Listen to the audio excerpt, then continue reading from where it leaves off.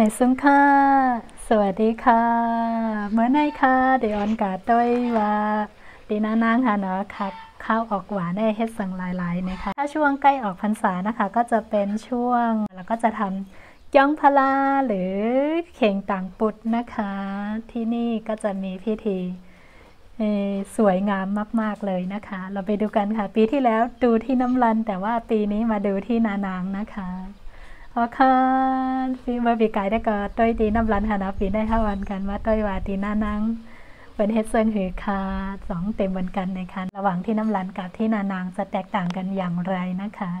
งั้นไปดูกันเลยค่ะตอนนี้นะคะน้ากับคนอานะคะกำลังสารเข่งต่างปุดนะคะค่ะมาเรียนหน้าแหอ้าวด้านดึกสารเข่งต่างปุดในค่ะว่าจะนัน5 วันกันกัดด้วยฮันไปกันเลยค่ะ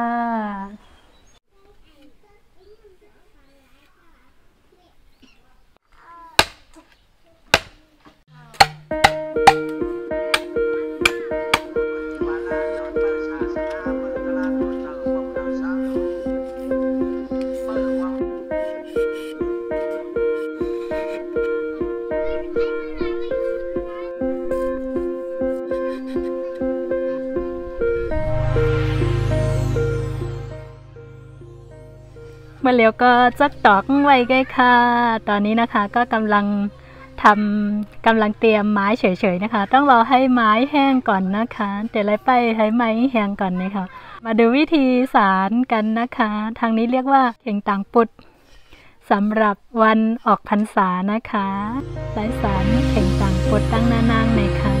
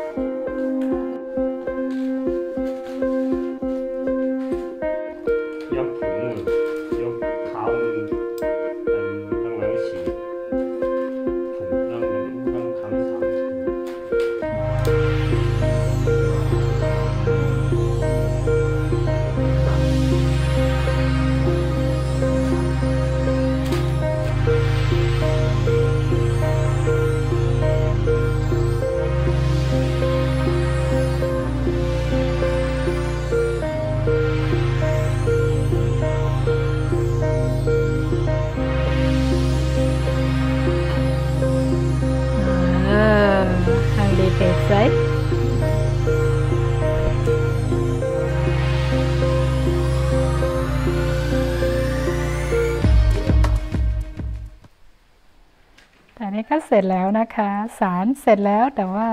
ยังไม่หมดเท่านี้ค่ะยังไม่พอแค่นี้นะคะแนมไปเย่าลีก็หนาว่าสารเย่าอะเราเฮ็ดปานตังนั่นนี่ค่ะลักแฮ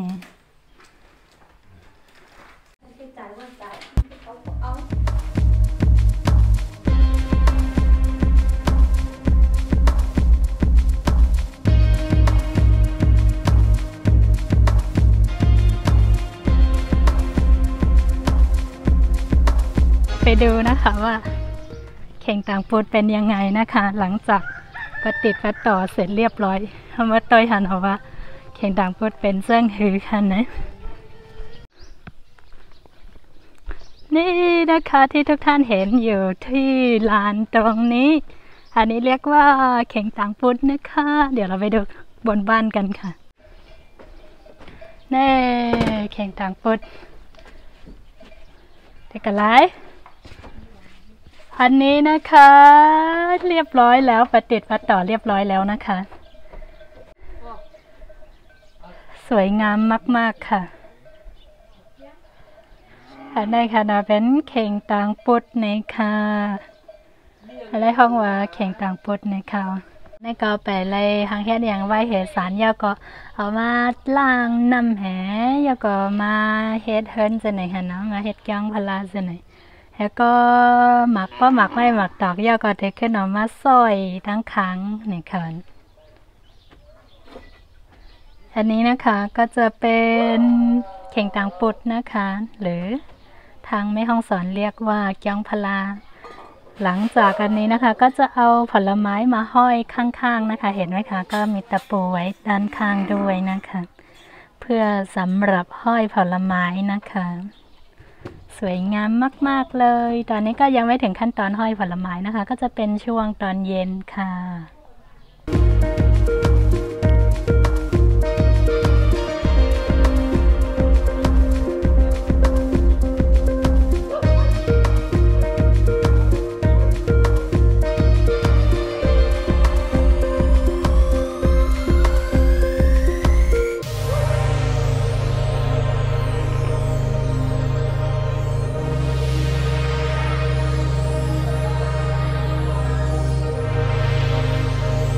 เรามาดูทางนี้บ้างค่ะ นี่เยาค่ะไปเยาค่ะดา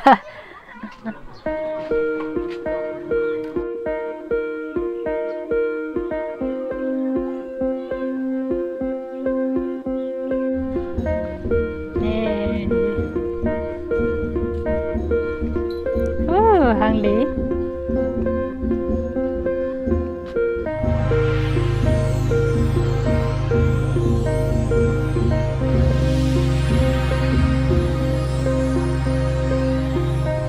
มาดู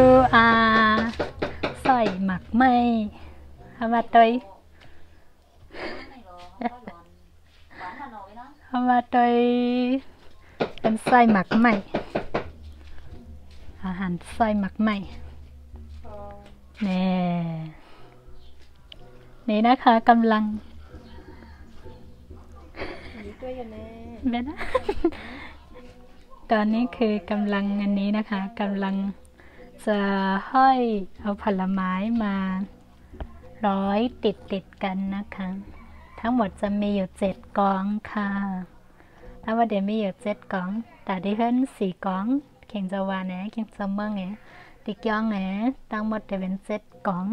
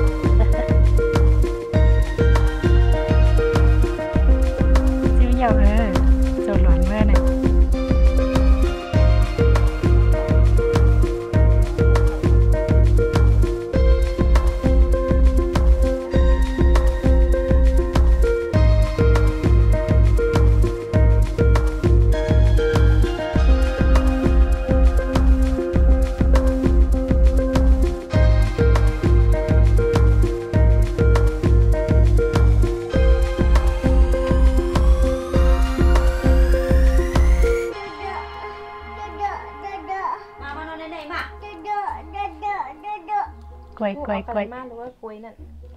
เอากวางอะไรอย่างพวก หลักกันเอาวันดังก็เนี่ย ว้าวฮัลโหลฮังลีเบสไซ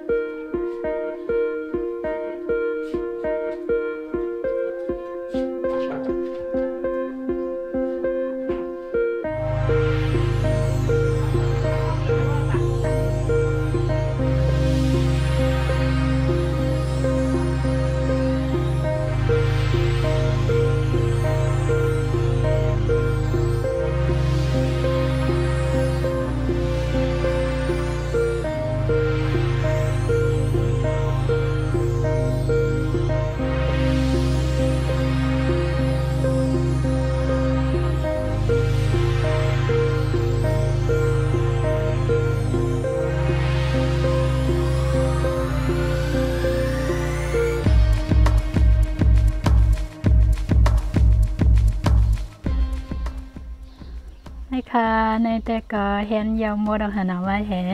ซอยยาก็เอามาหลูที่เข่งปดเส้นนะคะนี่นะคะนี่ก็ถวายผลไม้เรียบร้อยนะคะวันนี้เป็นวันออกพรรษาพอดีค่ะ